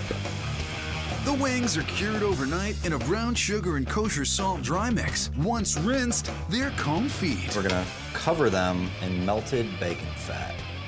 And these guys are ready to go in the oven until they're fall off the bone tender. After the hot fat bath, they're crisped up in the fryer and ready for the peachening. Maybe a little more. Never enough. Get that beer flavor in there. They're served on a base of blue cheese sauce with a garnish of chili pepper threads. And there you have it, our extra easy peach glazed chicken wings, some of the best on the planet.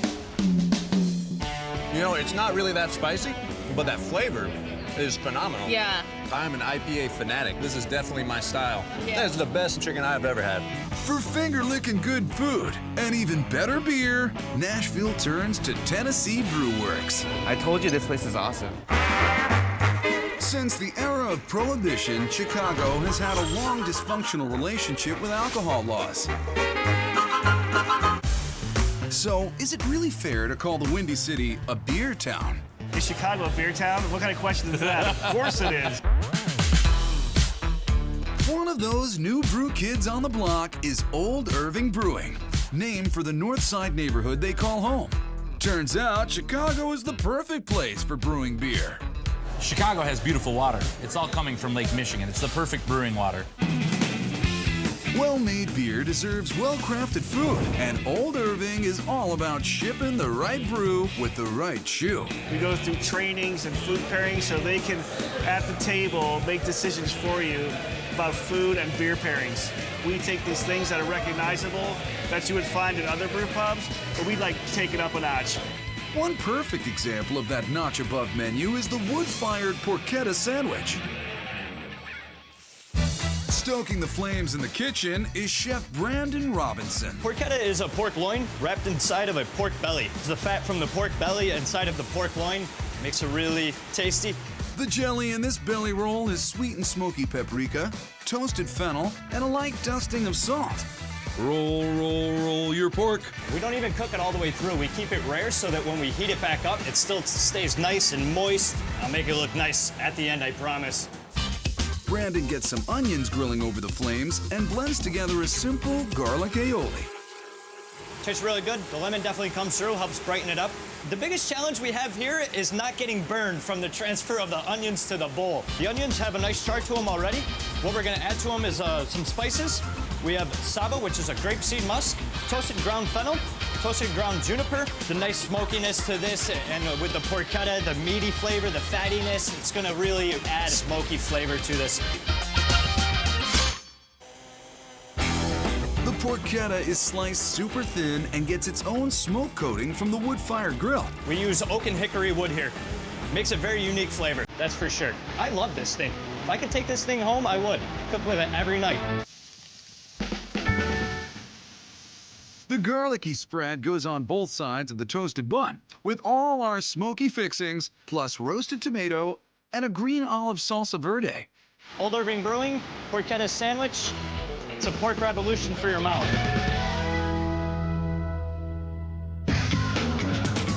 Oh, yeah. That is good. When I take a bite, I get a million different things at a time. I definitely get a lot of the pork. I think some tomatoes in there. I think it's delicious. Oh, that is so good. That's so savory. Yeah, the sauce is so good. Yeah. It's delicious. And then the freshly made bun. Oh, that bun is great. Cheers. Cheers. Sure, beer goes great with food, but it's also pretty darn good in food, especially in the dippin' sidekicks to their homemade pretzel. We have beer mustard and beer cheese. We're gonna mix equal parts yellow and brown mustard seeds. This is our Sentinel IPA. Good hoppiness to it, a lot of like citrus notes. It'll brighten up the mustard, it'll help cut through some of the spice to it. The cheddar cheese also features the Sentinel IPA, as well as spices, shallots, and garlic. It's like a popsicle, a cheddar popsicle. The pretzel itself is made fresh daily by their in-house baker, Eric, who first creates a sponge, allowing his yeast to feast on, what else? Beer. It'll start to ferment and it'll get nice and little sour and add an extra layer of flavor to the dough that you wouldn't normally get. Yesterday's sponge goes into the mixer with flour, salt, softened butter, and milk. Once mixed and proofed, Eric ties 1, or 2, or 3 on. Eric needs safety gear for this next step. I'm wearing gloves because I'm about to dip the pretzels in lye solution. Wait, what? Lye is a very dangerous chemical, totally safe to eat once you cook it. The lye solution is what creates the harder, chewy brown crust on a good Bavarian-style pretzel. Don't know how they found that one out. Lucky for us, they did. All that's left is a sprinkling of chunky salt and some quality time in the oven. Once they're golden brown, those twisted beauties go back to Brandon to bring the whole thing home. Nothing better here at Old Irving Brewing than beer and pretzels.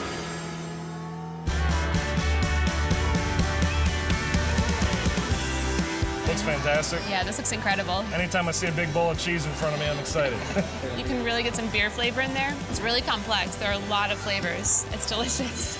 It's amazing. I think the hops kind of bring out something different in the cheese. Good potent mustard. It's right in the sinuses. It's like horseradish spicy. It's smokier and spicier, which I really like. Grains. Yeah. I just need this. Whether it's the cheese or the beer, there's plenty to wet your whistle and fill your belly at Old Irving Brewing.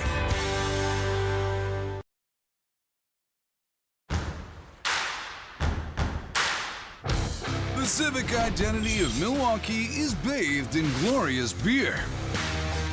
Beer in America was founded here in Milwaukee. A lot of breweries in Milwaukee. We're all about the beer.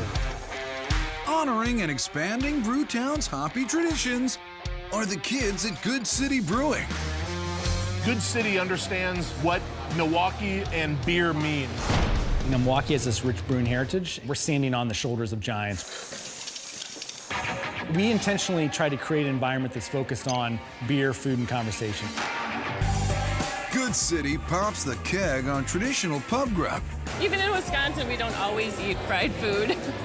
I'm originally from South Australia. I've incorporated quite a lot of beer into different dishes. It's fun.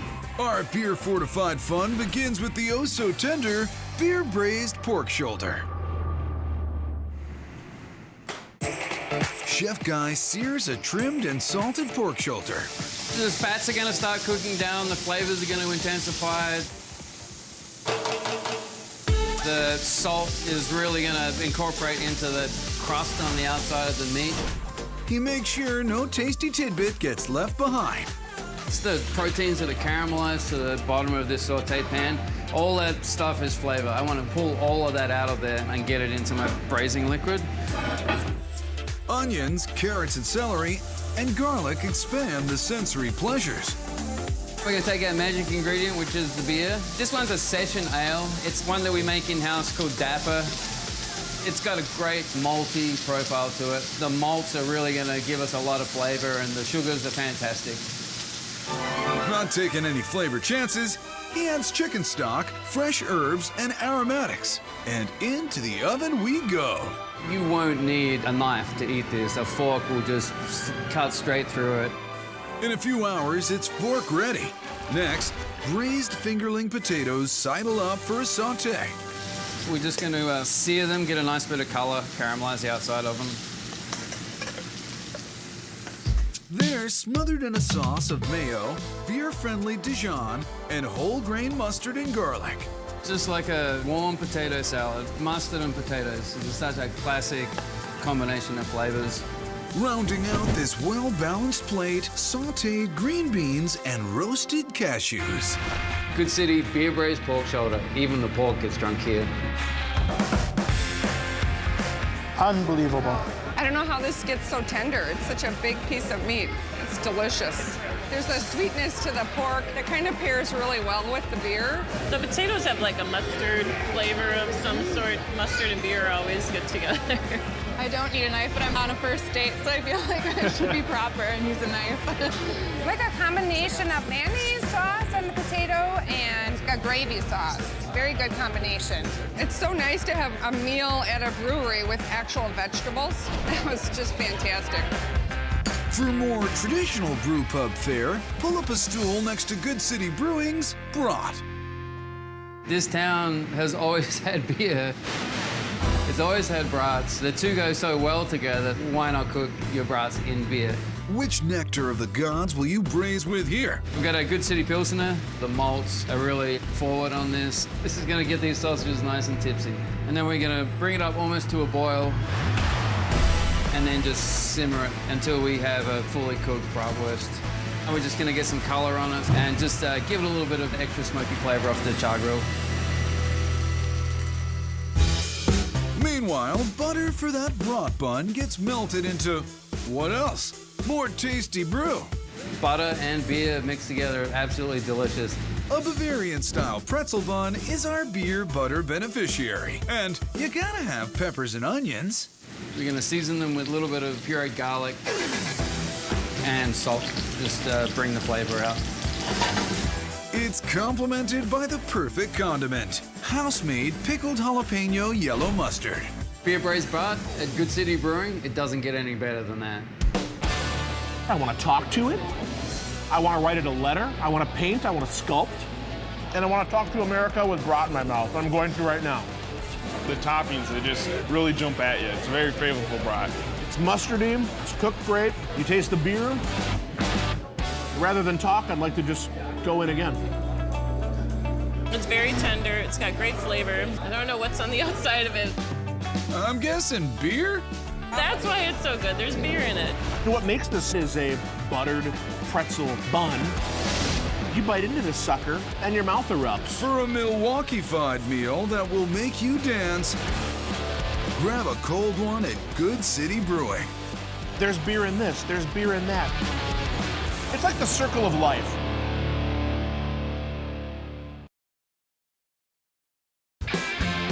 With more than 60 breweries dotting the city's famous ale trail, Grand Rapids, Michigan has rapidly become the perfect place for your next beercation.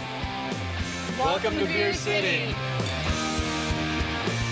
Grand Rapids is known as Beer City, USA, which is basically our own moniker for saying, hey, this is what we do. We like to have fun. We like to party. And at Founders Brewing Company, that means the eats are as special as the suds. Our focus is on toasted, high-quality foods. Everything we make from scratch. We don't cut corners. We don't go freezer to fryer. We focus on providing a good, hearty options to pair well with our beer. Like their super-sized beer cheese soaked sandwich called the Glutton. The Glutton is the epitome of comfort food, especially if you're a meat eater. You feel like a glutton when you're done eating it. Not only is the Glutton the perfect way to pig out on pork, it's also packed with beer cheese, featuring not one, but 2 different brews. The beer is super important to the dishes. There's beer everywhere. We got beer here, beer here, beer here. Before we get to the brew, Justin combines cream cheese, red peppers, and spinach. Kind of like a take on like a spinach artichoke dip. That's followed up with smashed garlic and specially made stone ground mustard. Woo! Tell ya, it's a heck of a workout. Maybe you better rehydrate. We've got a Red's Rye IPA. It's made with Amarillo hops, so you're gonna get more of a grapefruit type of a flavor out of it. Justin follows it up with their tribute to the founders, Centennial IPA. We should be carding all the kids that get to eat this with their parents. The sauce gets melty in a steam pan. The beer cheese dip smells so good, so creamy. The creaminess is contrasted by super smoky pulled pork butt. We actually use our own spent bourbon barrels that we've used for aging beers. We get them all chipped down for us, and that's what we are using to smoke everything in-house with. It's not like anything else that you're ever gonna have. It's so good. Best in town. An everything roll, as well as savory strips of bacon, take a tumble in the toaster. Hot cross buns. We're gonna put our pulled pork on the bottom. We really like to pile it on here. We're adding beer cheese dip. Oh God, that looks so good. Time to add bacon. French fried onions add texture. And then barbecue sauce. The glutton. It's okay to be a little greedy. I'm definitely a big fan of cheese in general, but when you mix that with beer, that gives it like something extra special. And paired with pulled pork and bacon and barbecue sauce and onion straws, it just makes the sandwich. You got the bacon in there, pork, smoky barbecue sauce. It's to die for. Good barbecue sauce. Taste all the meats in there. Really flavorful. Look at my hands. Look at my face. We're not messing around here. I'd say the glutton would be the perfect descriptor for this sandwich. If you're looking for more than beer nuts with your brewski, you'll find it at Founders. I got beer in the barbecue sauce. I got a beer at the side of the food. I'm in beer heaven, Beer City. Can't beat it. Boasting the most breweries of all, Portland, Oregon has often been called the beer capital of the world. Welcome to Portland! The Portland beer scene is unlike any other. We lift each other up, and it's also really competitive at the same time. You have to make good beer and have good food. In the Pearl District neighborhood, the hippest of the hip find Beervana at 10 Barrel Brewing Company, where Whitney Burnside is bringing diversity to the scene as a brewmaster who is not a brewmister. There aren't a lot of female brewers in the industry, and I am hoping that there will be more and more women to join, which is happening slowly. She and manager Emily Balin are changing the growing world of the brew pub. Brew pubs are awesome because it's such a neighborhood event. That's what makes it so special and so appealing to people. The 10 Barrel motto is brew beer, drink beer, and have fun doing it. We're looking for great food, great beer today. Obviously, 10 Barrel is the place to come in Portland for that. They have the best beer in town. When you have the best beer, ordinary bar food just won't do. 10 Barrel rolls out the fun with steak and gorgonzola nachos. It's a nice big wow factor when this plate hits the table. Rick kicks up the dish by sizzling up some sirloin steak alongside a bunch of bacon. Beef and bacon are a perfect mix, and it really makes our nacho shine.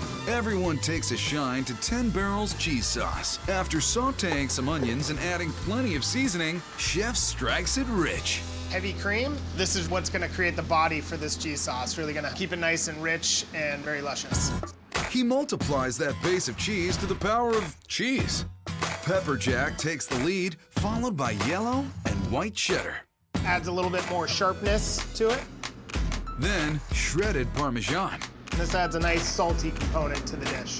And some creamy cream cheese. The key is to add the cheeses kind of slowly and separately as to not bring the temperature of the cream down too much so the cheese melts and doesn't get clumpy in there. Of course, a place that makes excellent beer is gonna make phenomenal beer cheese. We'll add our Pearl IPA that we make here. Beer's gonna add a malty, kind of bitter after kick. As the cheese thickens, Rick mixes his Mexi spice featuring 3 kinds of chili powder. Then he heats the meats, adding jalapeno, shallots, and the Mexi mix. Now we're going to build our nachos. We've got some chips that we seasoned with our Mexi spice as well. Hold the phone. Those aren't nacho chips. We do them on potato chips rather than tortilla chips. It's definitely a different take on nachos. He layers the chips with pepper jack and gorgonzola cheese. Then it's a cheese sauce waterfall. Heap on that steak and bacon meat mixture, garnish with green onion, and that's everything you need. 10-barrel nachos and beer. What more do you want? So good. So good. Oh my God, who ordered that? That's so good. Which bite?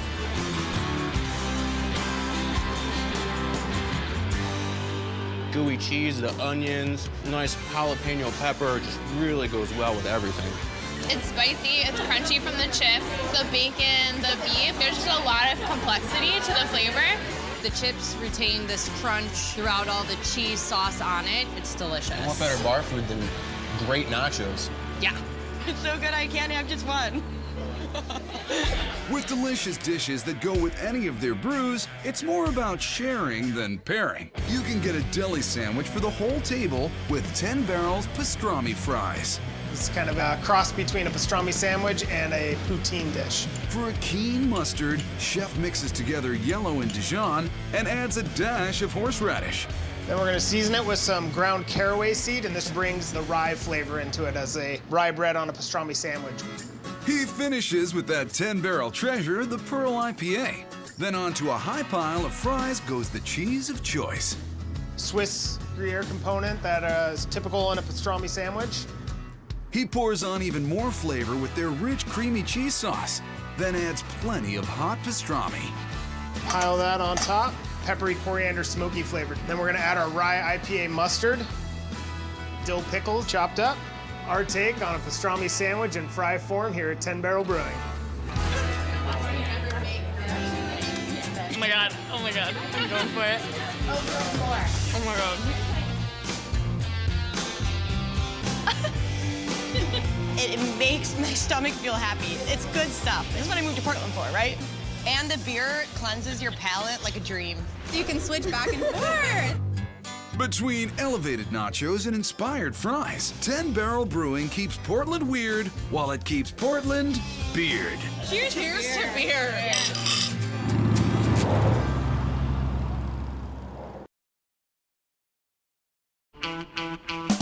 Each of the 60 giant glaciers outside of Anchorage are a sight to be seen. These extreme icicles also provide some of the best water for beer making. We brew with the best water in the world. Super soft. For certain styles of beer, it's more ideal than almost any water in the U.S. for brewing.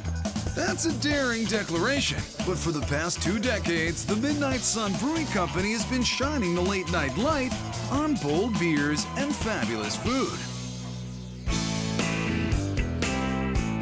In the darkness of winter, it's kind of a way to keep ourselves sane, thinking about amazing things we can throw into beer, and we're not afraid to try it. Special brews like Sockeye Red IPA and Fallen Angel Belgian boil away in Midnight Sun's state-of-the-art steel tanks. Steamy. Folks up here definitely like bigger beers, like super full mouth, flavorful beers. They also love mega amounts of juicy meat, which dominates their king of the midnight ring, the Smackdown. The Smackdown is exactly what it sounds like. It's just a whole bunch of meat, and it goes on forever. I have a philosophy that if you're going to be drinking, you should be eating. Unique beer requires unique food. The Smackdown features ham, pulled pork, and bacon. But the beef in this masterpiece is some tricky and tasty tri-tip. Tri-tip is from the lower part of the cow. It's a little bit of a tougher piece of meat, but when we slice it against the grain, it comes out perfect and melts in your mouth. You're the doctor. Let's do this. It's Alaska, and we like to keep it simple. It's all salt and peppered. All we got to do is put it in the oven. But there's nothing simple about the spicy smokiness of their ancho pepper paste. Just enough on the outside where you get the heat, but you also get the smoky. So it complements with any type of beer that you might have and adds a smoky depth to the meat that you can't just get by roasting. Can we get a status update on that tri-tip? Beefy deliciousness. We're gonna add the anchos. Let's get in the oven for the last 15 minutes. Just long enough to conjure up incredible cheesiness. Melting butter. You're smelling that smoky deliciousness. The spices are nice and aromatic. We're gonna add in the cream and the milk. He cheddarizes the sauce, and then... A final touch, Kodiak Brown. This is why it's good to be the chef. Now the cheese sauce is done, it's time to lay the smack down. Raining from the right side of the kitchen, Chipotle mayo. All these meats on there, it'll sog out the bread, so the mayonnaise will act as a protective layer. Straight from the flat top, the tantalizing trio. We're gonna add the ham, down right in the middle. Our pulled pork, from the top rope, tri-tip. Rounding out this round, smoked bacon. Weighing in at 2 pounds, the smackdown. Oh yeah! Wow, that is a lot. This is a 3-meat extravaganza, and I didn't even bother with the bread. I just dipped it right into the cheese. There is a lot of meat on this. Saltiness of the meat, saltiness of the bacon, really complements the beer. It's kind of like the best grilled cheese sandwich with meat on the side. Really good. Cheese makes everything better. Beer makes everything better. A beer cheese dipped with all this wonderful meat on great bread. Excellent. Oh man, it's so good. Smoky flavor to the pulled pork. I think there's some ancho chilies there. Super rich, just like really, really meaty, juicy. It's really good. Up and smack down. That's it. Even Sockeye Sam will tell you, there's no better place for beer and beef than the Midnight Sun Brewing Company. Can we take the leftovers? That's what we want to know.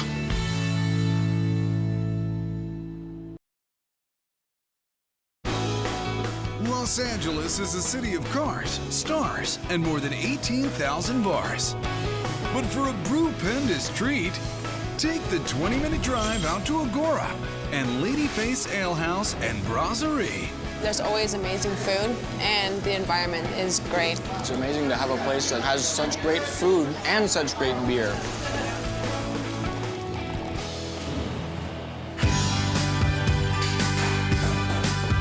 All of Ladyface was inspired by Belgian beers that come out of the wonderful Trappist monasteries in Europe. And our food is so simple, and it comes down to just using really good quality ingredients. Inspired from some great brasserie dishes from Europe, but we really put our own California spin on them. Craft beer is so incredibly diverse in all of the flavors that you can put into it. You pair that with food, and it's just magic in your mouth. By magic, she means huge hallucinatory hybrids. Everyone likes French fries, everyone likes bread. Wants to put gravy, pork, fries, and cheese together on some bread and have fun with it while drinking a beer. Beer's also fun and food, so Justin's braising liquid starts with Ladyface's own farmhouse wheat ale. You don't want to start with water because water is boring. Boring? The party's just getting started. Justin chases the beer with some chicken stock, then carrots, onions, celery, and a handful of herbs. And while the flavors get sauced, Justin turns his attention to the pork. The pork butt, my fine friend right here. This is the hero of the sandwich. All we do with this is just basic, simple, plain salt and pepper, and then mark it off on the grill to get all that nice little char on there and to get the cooking process started. Boom. Nice grill marks. Out of the fire and into the pan, where Justin's butt gets a bath in beer and a pinch of foil. Then it's off to the oven for a 4-hour braise. Spoiler alert, it turns out great. Just like Grandma used to make. Justin mixes that braising liquid up with a roux to make Ladyface's signature gravy. Here comes the fun part. Let's put this bad boy together. Fresh cut fries, plenty of pulled pork, and a double dip of gravy joined together in perfect harmony. Justin, give him a hand. We're gonna mix it all together now so you get an even bite throughout the whole sandwich. And plus, I like to play with my food. The tasty trio hops on a fresh baked roll. befriends a buttery French cheese, which has a meltdown in the broiler, which Justin soothes with the house-made honey mustard. That's it. Dial P for pulled pork poutine po' boy. 2 classics, 1 dish. Wow. Now that is an unbelievably flavorful, rich, yet comforting sandwich. That is so savory. It's just a new take on this classic dish that's just so juicy and tender and flavorful. They somehow made a snack food into a classy sandwich. I love the poutine with beer because the way the beer pairs with the pork kind of cuts the fat of the pork, cuts the fat of the cheese and the gravy, and it's just well balanced. The bread melts in your mouth. The pork melts in your mouth. The spices are not overpowering. This is really nothing like I've ever had before. Best pork sandwich I've ever had, ever. Definitely quenches, you know, your hunger, and then you quench your thirst with the beer. It's all good. Cheers. If you're hungry or thirsty for an authentic taste of Europe, tap into Ladyface Alehouse and Brasserie. Every day that ends in a Y is the best day to have a beer at Ladyface.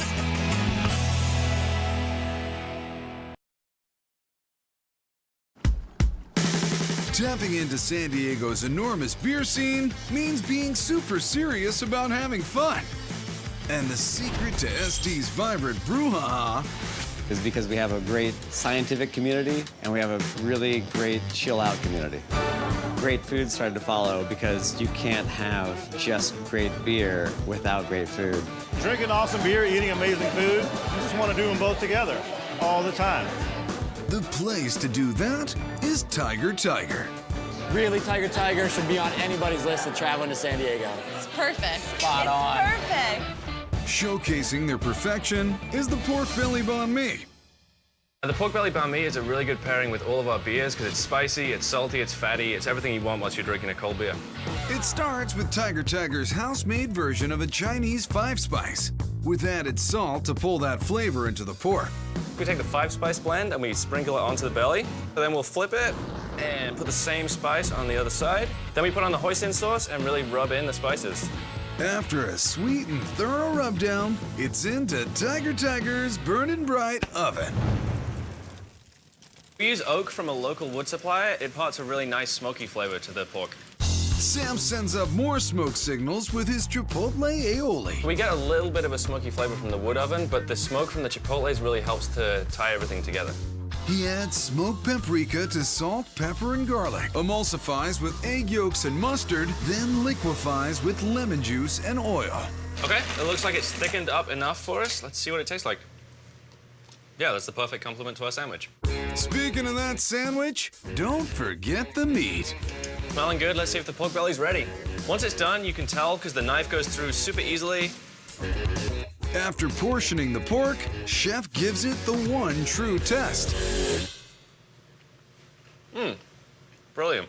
He coats a toasted baguette in smoky aioli, then cools with some cucumber before adding the pork belly, barbecue sauce, and lots of local veg. Here in Southern California, we're in the perfect growing environment for so many different vegetables. It only seems right to be able to showcase those ingredients in the food that we make. The carrots, daikon radishes, and onions have had an in-house pickling to cut the fatty sweetness of the pork. Then the jalapenos for some added spice. And last up, cilantro for some herbaceous flavor. And this is Tiger Tiger's pork belly banh mi. I love the banh mi. They do it so good. You get the pork belly, which is super, got some sweetness to it, and you get the pickleness, there's a little bit of a bitterness to it, and it's just a great compliment. They're almost fighting each other for amazingness. The pork belly, the pickled veg, the bread is killer.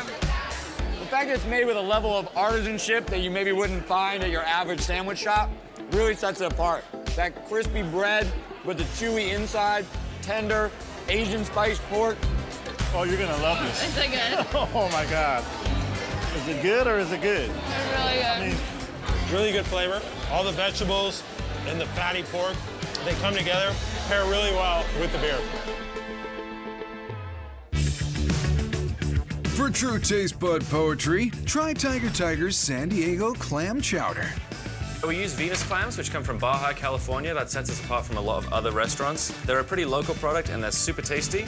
Sam begins with house-made veggie stock flavored with clam stock and fattened up with cream. Then he smooths it out with cooked-down white wine. Peppercorns and bay leaves to flavor our clam broth.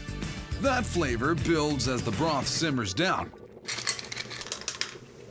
I can smell the clams starting to open up. It smells good, so we can add the potatoes. Red potatoes cooked with lemon, pepper, and chili add chowderiness while still keeping things light. The house bacon for some smokiness, because we all love that. We cure the bacon and smoke it in-house, which is something that not a lot of people do. Lemon juice and garlic oil season the bowl. Then the fresh warm chowder topped with green onion and red chili flakes. Yeah, we finished with some grilled bread.